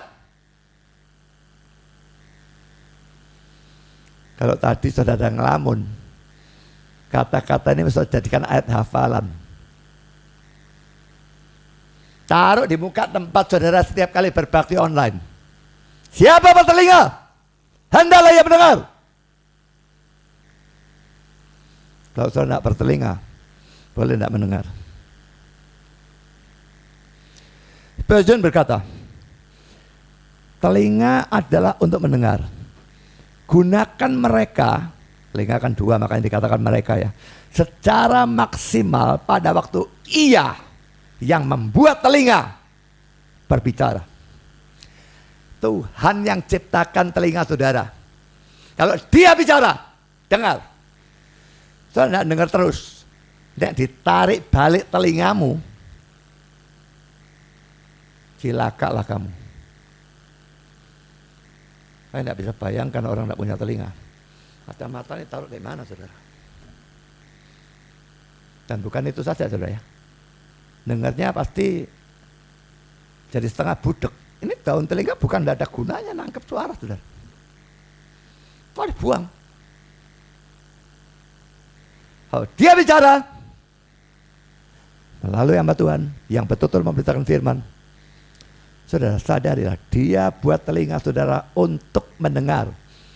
Biasanya orang senang kalau dengar gosip, rajinnya sekali. Dan sampaikan juga. Kalau dengar firman, buruk, nyampaikannya buruk lagi. Saya lanjutkan, George Dana Boardman. Dunia sekarat karena kekurangan. Bukan khotbah yang baik, tetapi pendengaran yang baik. Dia menekankan pendengarnya ini yang banyak yang tidak baik ya. Sangat kekurangan itu. Tapi menurut saya, dari apa yang saya lihat sekarang, khotbah yang baik juga sangat jarang. Dan pendengar yang baik juga sangat jarang. Jadi menurut saya, dunia yang sekarang sekarat karena kekurangan kedua hal tersebut.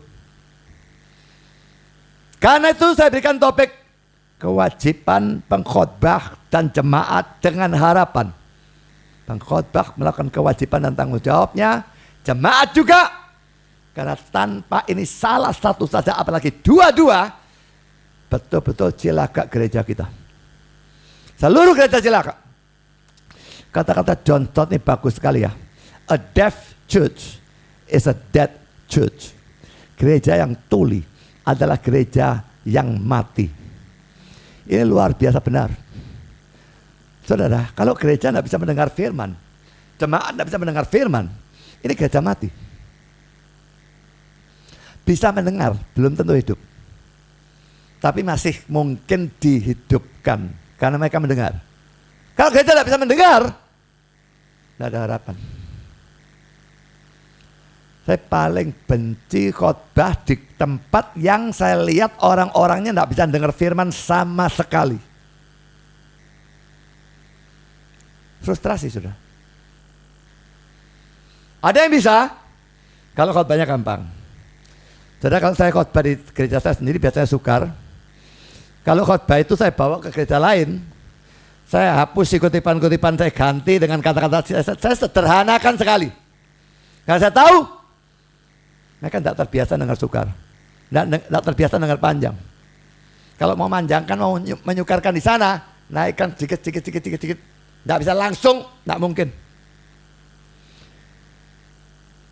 Gereja saudara bisa mendengar atau tidak? Sekarang saudara, Calvin mengatakan demikian. Ia yang mempunyai telinga untuk mendengar, hendaklah ia mendengar. Kata-kata ini sebagian dimaksudkan untuk menunjukkan bahwa tidak semua diberi atau diberkati dengan pengertian yang benar untuk mengerti apa yang dia katakan. Dan sebagian itu membangkitkan murid-muridnya untuk merenungkan dengan penuh perhatian ajaran yang tidak dengan cepat dan dengan mudah dimengerti oleh semua orang. Memang ia membuat suatu pembedaan di antara para pendengar dengan menyatakan bahwa sebagian mempunyai telinga dan yang lain sebagai tuli. Jika selanjutnya ditanyakan bagaimana bisa terjadi bahwa yang pertama mempunyai telinga, kitab suci menyaksikan dalam teks-teks yang lain bahwa adalah Tuhan yang menusuk atau menembus telinga, Mazmur 40 ayat 7, dan bahwa tak seorang pun yang mendapatkan atau mencapai ini oleh kerajinannya sendiri. Saudara, kita lihat Mazmur 40 ayat 7 ya. Engkau tidak berkenan kepada korban sembelihan dan korban sajian, tetapi engkau telah membuka telingaku. Korban bakaran dan korban penghapus dosa tidak engkau tuntut.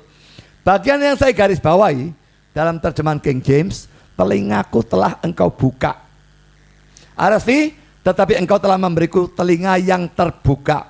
NIV, tetapi telingaku telah engkau tusuk atau tembus. NASB, telingaku telah engkau buka. Adam Clark mengatakan bahwa terjemahan yang benar itu pierce, ditusuk atau tembus itu ya. Dan ia menghubungkan anak kalimat ini dengan Keluaran 21 ayat 2-6 dan lalu mengatakan bahwa artinya adalah engkau telah membuatku menjadi hambamu untuk selama-lamanya. Saya akan bacakan, ingat ya, ini saya berikan bukan karena dia benar, dia ngawur habis-habisan. Keluaran 21 ayat 2, 5 dan 6. Apabila engkau membeli seorang budak Ibrani, maka haruslah ia bekerja padamu 6 tahun lamanya. Tapi pada tahun yang ke-7, tahun Sabat ya, ia diizinkan keluar sebagai orang merdeka dengan tidak membayar tebusan apa-apa. Ayat 5, tapi jika budak itu dengan sungguh-sungguh berkata, aku cinta pada tuanku, kepada istriku, pada anak-anakku, rupanya istri anaknya semua jadi budak ya, dia tok yang bebas. Aku tidak mau keluar sebagai orang merdeka, maka haruslah tuannya itu membawanya menghadap Allah. Lalu membawanya ke pintu atau ke tiang pintu, dan tuannya itu menusuk telinganya dengan penusuk, dan budak itu bekerja pada tuannya untuk seumur hidup. Saya bisa lihat dalam Ulangan 15, 16, 17 ayatnya kurang lebih sama, saya tidak bacakan. Sekarang saya berikan komentar dari Jamieson, Fausset and Brown. Telingaku telah engkau buka, secara hurufiah engkau telah menggali. Bahasa Inggris, thou hast digged, ya.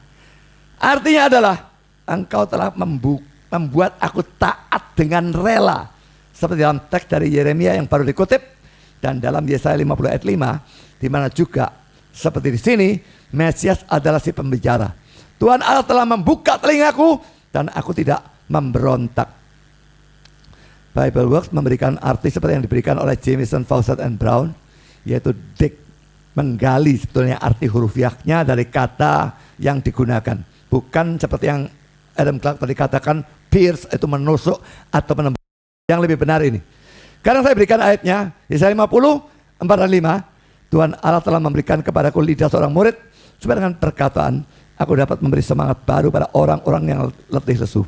Setiap hari ia mempertajam, Allah ya, mempertajam pendengaranku untuk mendengar seperti seorang murid. Tuhan Allah telah membuka telingaku dan aku tidak memberontak, tidak berpaling ke belakang. Albert Barnes sefaham dengan Jamieson, Fausset and Brown, dan dia menambahkan bahwa dia tidak setuju dengan tafsiran seperti yang diberikan oleh Adam Clark yang menghubungkan anak kalimat ini dengan Keluaran 21, hamba yang ditusuk telinganya itu ya. Albert Barnes mengatakan bahwa dalam kasus itu yang ditusuk atau ditembus itu daun telinganya. Tetapi dalam anak kalimat dalam Mazmur 40 ayat 7 ini yang digali adalah lubang telinga, digali supaya orangnya bisa mendengar. Tidak ada urusannya dengan daun telinga ditusuk lalu membuat orangnya bisa mendengar, tidak ada urusannya. Jadi saudara, saya lebih setuju dengan tafsiran-tafsiran yang terakhir ya, yang diberikan oleh Albert Barnes, juga Jamieson, Fausset and Brown. Calvin juga menentang arti seperti yang diberikan oleh Adam Clark dan mengartikan seluruh ayat itu, Mazmur 40 ayat 7, pakai berikut. Engkau Tuhan ya telah membuka telingaku sehingga aku mengerti apa yang engkau kehendaki, yaitu bukan korban secara lahir ya, korban binatang bukan itu, tetapi arti rohani yang ditunjuk oleh korban-korban itu. Alasan lain saudara untuk lebih memilih arti yang diberikan oleh Barnes dan Calvin adalah bahwa arti ini jauh lebih cocok dengan 1-15 ayat 22 yang kelihatannya dirujuk oleh Daud pada waktu dia menuliskan Mazmur 40 ayat 7 itu, dibandingkan dengan arti yang diberikan oleh Adam Clark tadi. Mari kita lihat 1 Samuel 15 ayat 22. Tetapi jawab Samuel, apakah Tuhan itu berkenan kepada korban bakaran dan korban sembelian sama seperti kepada mendengarkan suara Tuhan? Sesungguhnya mendengarkan lebih baik daripada korban sembelian, memperhatikan lebih baik daripada lemak domba-domba jantan. Saul kan disuruh bunuh semua itu orang itu ya, binatang apa semua bunuh semua. Dia tidak bunuh, binatangnya bagus-bagus ditahan. Ngamuk sama, kenapa tidak taat? Aku maunya buat persembahan. Nah lalu Samuel bilang, apakah Tuhan itu berkenan kepada korban bakaran, korban sembelian sama seperti kepada mendengar suara Tuhan? Disuruh basmi semua, dia sisakan yang bagus untuk persembahan. Tuhan tidak butuh persembahan seperti itu. Tuhan lebih mau dia taat. Sesungguhnya mendengarkan lebih baik daripada korban sembelian, memperhatikan lebih baik daripada lemak domba-domba jantan. Memang saudara ya, manusia berdosa itu mati secara rohani. Semua orang, semua manusia yang belum percaya bukan sakit secara rohani saudara, tidak ada ayat mengatakan sakit, tapi mati secara rohani. Sehingga kalau bukan Tuhan menghidupkan dia melalui kelahiran baru dan membuka telinganya, dia tidak akan bisa ataupun mau, kemampuan tidak ada, kemauan tidak ada untuk mendengar. Perlu dihidupkan, perlu dilahir barukan, perlu Tuhan membuka telinganya, baru dia mau mendengar. Mari kita lihat contohnya. Kisah Rasul 16, 13, 14. Pada hari Sabat, kami keluar pintu gerbang kota. Kami menyusur tepi sungai dan menemukan tempat sembahyang Yahudi yang sudah kami duga ada di situ.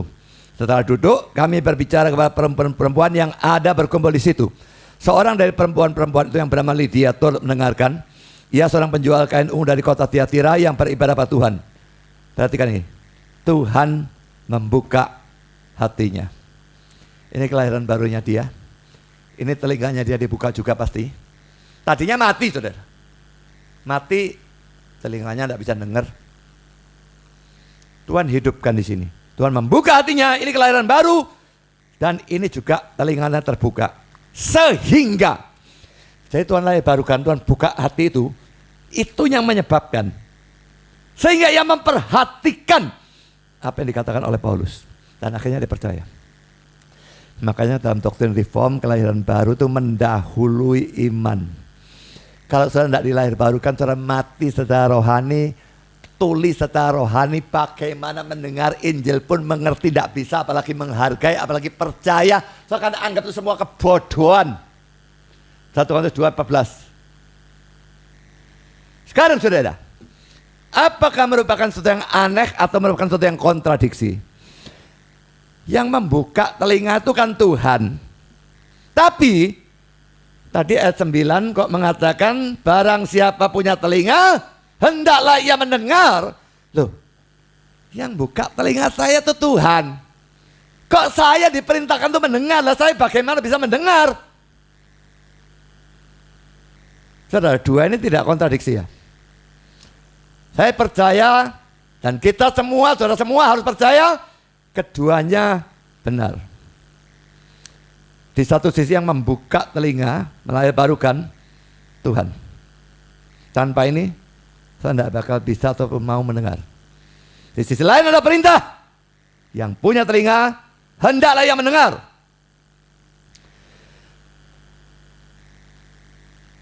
Sekalipun hal itu tergantung Tuhan, kita tetap diberi kewajiban untuk mendengar. Sama seperti dalam persoalan iman. Iman dianugerahkan bukan? Filipi 1:29. Itu anugerah.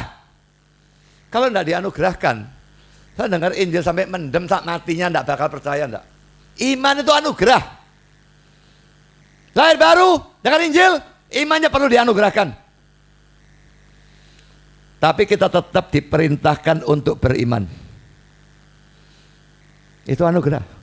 Tuhan tidak anugerahkan, kita tidak bisa. Tapi diperintahkan untuk beriman. Yohanes 6:29. Mari kita baca kedua ayat ini. Filipi 1:29. Sebab kepada kamu dikaruniakan bukan saja untuk percaya pada Kristus, melainkan juga untuk menderita untuk Dia. Jadi karunia itu satu paket. Iman dan menderita untuk Dia. Saya tidak bicarakan ini sekarang.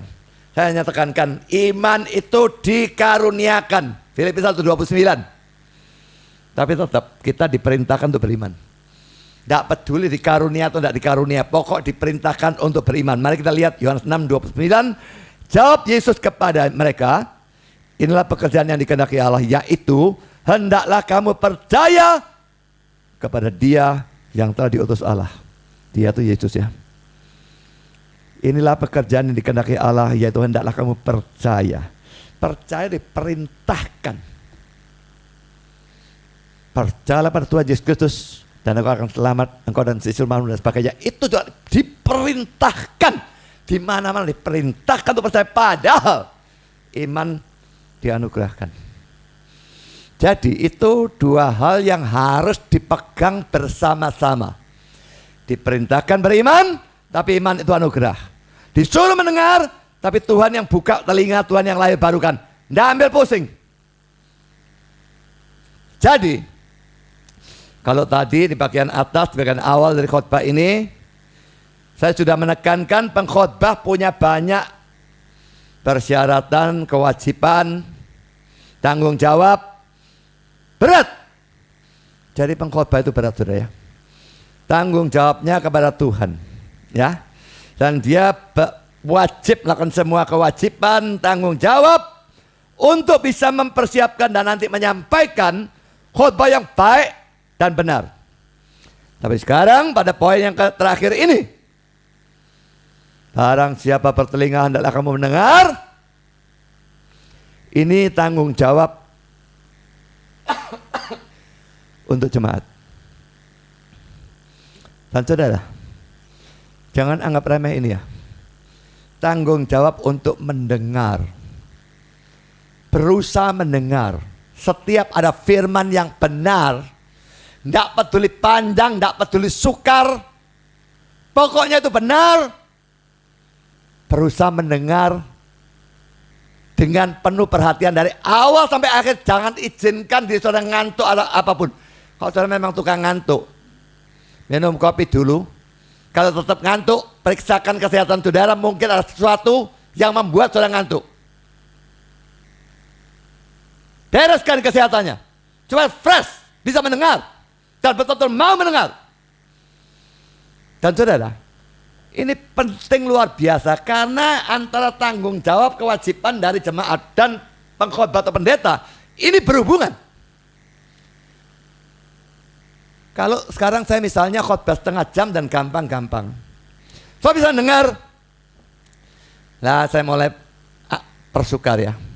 Sedikit-sedikit saya naikkan 40 menit, tingkat kesukaran saya naikkan. Waktu naik 40 menit, sudah ada sebagian dengar, sebagian kurang. Saya naikkan lagi 50 menit. Yang tidak bisa mendengar, serak terus saja, tambah banyak. Yang mendengar tambah sedikit. Nah, saya mau naikkan lagi lah, ke 12 kali.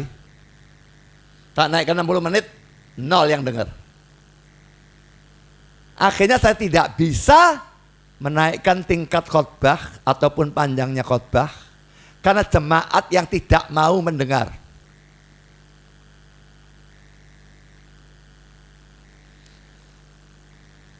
Saudara, saya tahu misalnya ya, topik seperti saksi Yehova, betul-betul pembahasan ajaran ini luar biasa penting. Pada waktu saya pertama-tama jadi hamba Tuhan, nggak tahu pada tahun-tahun pertama pokoknya awal ya. Saya membuat satu seri 6 session mengajar saksi Yehova. Pertama cuma pendahuluannya, tokoh-tokohnya mereka, bahayanya, buku-buku mereka. Lalu ajaran mereka saya bahas. Cuma 6 session. Kalau dikhotbahkan, ya 1 jam atau 1,5 jam kalikan 6. Antara 6 sampai 9 jam, selesai. Dan itu sangat sederhana. Lalu saya revisi menjadi hampir 600 halaman. Saya khotbahkan dalam 30 session. Itu pun dari yang pertama itu saya revisi baru sebagian, baru 2/3 barangkali. Yang di sini mungkin nggak ada 60 halaman, menjadi hampir 600 halaman, 10 kali lipat. Nah, lalu saya sering mungkin banyak gereja juga menganggap bahwa penting jemaatku ini ngerti saksi Yehova karena didatangi terus sama mereka. Lalu mereka undang saya untuk khotbah, minta 2 session. Saya ngomong sama yang undang, kamu mau saya ngajar 2 session itu ngomong apa? Saya minta 6 session minimum. Saya berikan buku yang awal ini. Akhirnya turuti 6 session. Jemaatnya tidak bisa dengar. Karena pelajaran saksi Yehova memang sukar. Mereka gunakan bahasa Ibrani, Yunani, ini salah Yunania, ini salah Ibrania, dan sebagai macam-macam segala hal untuk memutar balikkan. Ngerti pelajaran mereka sudah sukar, ngerti argumentasi saya membantah ajaran mereka, lebih sukar lagi. Membuat saya frustrasi, saya tahu penting, tapi mereka tidak bisa dengar. Malas saudara saya mengkhotbahkan kalau diminta topik yang seperti yang saya tahu orang anggap penting, tapi saya tahu juga jemaat mereka tidak bisa dengar. Jadi saudara sebagai jemaat, ini tanggung jawab sangat besar dan berpengaruh kepada pendeta dalam menyampaikan. dalam persiapan dan sebagainya. Apa gunanya tak siapkan 1,5 jam atau 2 jam bulat, ayat ini dibahas, lihat buku banyak-banyak. Apa gunanya kalau saudara bisanya dengan cuma 15 menit dan bisanya gampang-gampang sekali? Akhirnya karena kebanyakan jemaat tidak bisa dengar kecuali khotbah, kalau bisa disebut khotbah yang 15 menitan dan tidak ada isinya, maka semua pendeta ya wis tak kasih khotbah itu, mau jadi apa lagi daripada aku tidak laku, daripada aku tidak dipanggil khotbah karena khotbahku terlalu sukar, tak kasih. Mereka mau apa? Kasih apa? Kayak China kalau buat barang, kamu mau buat barang apa? Kursi misalnya, kursi ini harganya katakanlah 300.000. China bilang kamu mau berapa? Harga 50 ribuan, tak buat 50 ribuan. Boleh calanan 2 minggu ambruk. Perusahaan ngikuti keinginan pasar. Pengkhotbah biasanya juga begitu. Tidak seharusnya. Tapi itu biasanya terjadi. Saya tidak mau ngikuti keinginan pasar. Kalau saya khotbah di luar, gereja lain, memang pertama saya buat gampang. Injil terus saya gak peduli apapun, tak Injil terus gak peduli topiknya apa, saya belokkan, saya lari ke Injil. Kalau sudah mulai otoritas Alkitab saya tegakkan, baru ngajar sedikit, ini naikkan sedikit. Harus di mana-mana saya ngajar seperti itu. Tapi tidak bisa ngajar seperti itu kalau jemaatnya tidak mau mendengar. Jadi semua yang adalah hamba Tuhan, yang sudah mendengar pemaparan saya tentang kewajiban tanggung jawab seorang pengkhotbah atau pendeta, mari kita sama-sama lakukan. Dan kepada semua yang adalah jemaat, mau mendengar. Kalau gereja saudara ada PA, berapa yang ikut PA? Saya pernah mendengar ada satu gereja yang jumlah jemaatnya 800 kalau kebaktiannya. Diadakan PA yang datang 2 ekor. Yang lain tidak mau mendengar. 2 dari 800 itu keterlaluan, saudara. Seharusnya PA itu sedikitnya 70-80% ikut mestinya.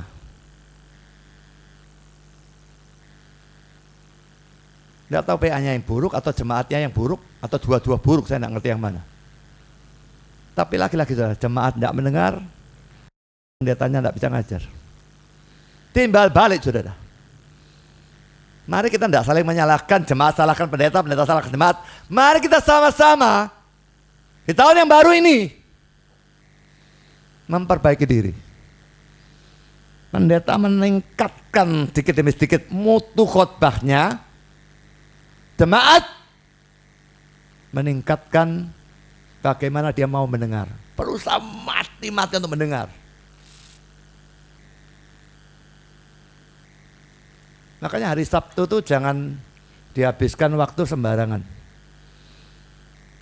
Kalau saya itu memang terbiasa tidur malam, tidak bisa tidak. Saya sangat jarang tidur di bawah jam 12, jam 1, jarang sekali. Tapi kalau saudara terbiasa tidur jam 10, jam 9. Tahu-tahu malam minggu kan ada TV bagus atau apapun, saya tidur jam 12, jam 1. Lalu besoknya datang kebaktian sama tekuk-tekuk gini. Lah, untuk kebaktian perlu persiapan, dan persiapannya dimulai Sabtunya. Lebih-lebih minggu pagi, pergi luar kota. Datang kebaktian sore, ini kalau kebaktian offline. Kuasel, capek, dah karu-karuan, ngantuk, lapar, dengar kebaktian. Khususkan hari Minggu untuk Tuhan. Membuat pendetanya frustrasi dengan sikap cara mendengar yang buruk. Membuat dia malas mempersiapkan khotbah juga. Mari kita sama-sama memperbaiki. Untuk gereja Tuhan, untuk kerajaan Allah di seluruh dunia. Tuhan memberkati saudara. Amin.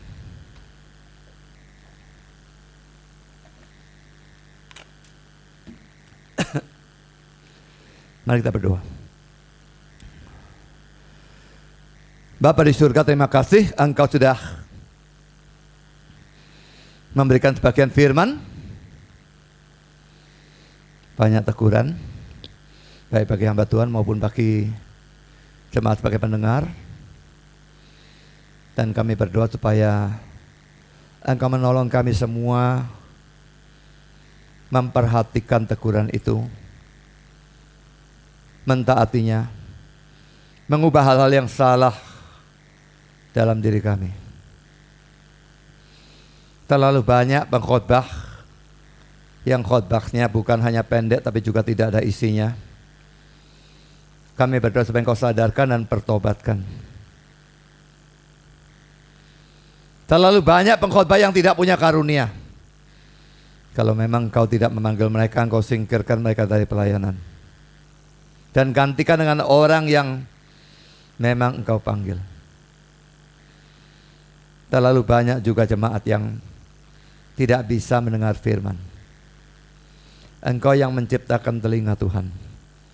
Engkau juga yang bisa membuat kami hidup, karena kami semua dilahirkan dalam keadaan mati secara rohani.